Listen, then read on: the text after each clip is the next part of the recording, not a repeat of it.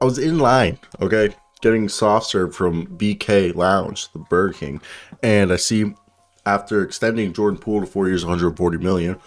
God damn, that's a lot of money. But we already knew that was coming. And yesterday, as you guys know, guess who reported this? That Andrew Wiggins he was second priority to get an extension over Draymond Green and over Klay Thompson, and that the only way they were going to give him an extension is if he took a annual rate that was in the 20s, which he did. He signed a 109 4-year deal, which is basically, I think it's what, $26 million basically, because it's what, 25 20. It's like $26 million or something along those lines, or $27 million. I don't know the math. Someone tell me down below. But that means Andrew Wiggins is now going to be paid by the Golden State Warriors 5 years, 143 million, and in 4 years, 140 for Jordan Poole. And bam. And what does this tell us? I want to talk about what this truly means. Goodbye, Draymond. I don't know, man. I think first off, I think Draymond plays one more season with the Warriors if he does leave. And you're like, why would he play one more season? A, TV deal kicks in not this coming off season, the following. So Draymond would get even more bread if he waited to go into free agency till 2024. But the other reason is his player option, if he accepts it. And if he were to come back to the Warriors, he would test free agency, and obviously the team that could pay him the most are the Golden State Warriors. So he could always come back to the Warriors. Or what he could do is then go to another team. Oh no, it's in his best interest to, play one more year besides this season. So 2 full seasons. And I personally think Klay Thompson's the type of guy to take a pay cut.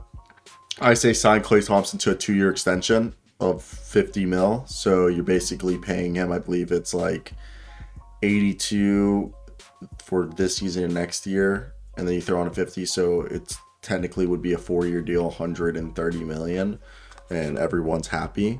But I've said this before. What is the problem? I had to take a scoop of ice cream right there. I felt like it would make it more dramatic. With the Golden State Warriors re-signing both of these guys, it just shows that they're trying to usher in the new era. And it's interesting to think, because they just extended 2 big things. And I know NBA fans are speculating the future of everyone. It was crazy because everyone was like, was Andrew Wiggins going to get him now? So if they keep both Klay Thompson and our man Draymond Green, it's going to be $483 million, which is way too expensive. And we all kind of knew that. So it's crazy to think about that they were, at a moment, like looking like they were all falling apart, but now everybody is, it's just crazy that Warriors and have just gotten their 2 future studs. And I think Andrew Wiggins is being here allows them, also there's a player option in the Andrew Wiggins deal, but the deal allows them to basically see Andrew Wiggins as the future replacement of Draymond Green to match his defensive intensity. And I just think, like, if there was anyone in-house that could replace Draymond Green, I mean, they have it right here, right now.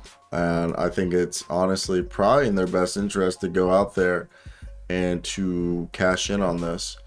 And that's where I want to hear your thoughts. Whose side are you guys on? Okay, I just think it's definitely an interesting,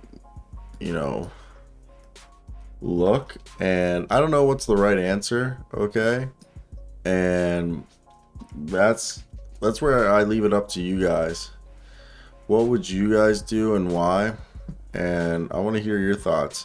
Maybe I'm in the wrong. Maybe I don't know what to think of this, but yeah, I think this is definitely something not all of us were expecting, and we were thinking more like, okay, like maybe this was just us being, like just blindsided by something actually happening in the NBA instead of just being talked about for like what feels like whenever things are alluded to actually to maybe happening, they take so long to actually come to fruition. So as NBA fans, I completely understand that after a while we feel like we're jaded, that people are really just messing with our time.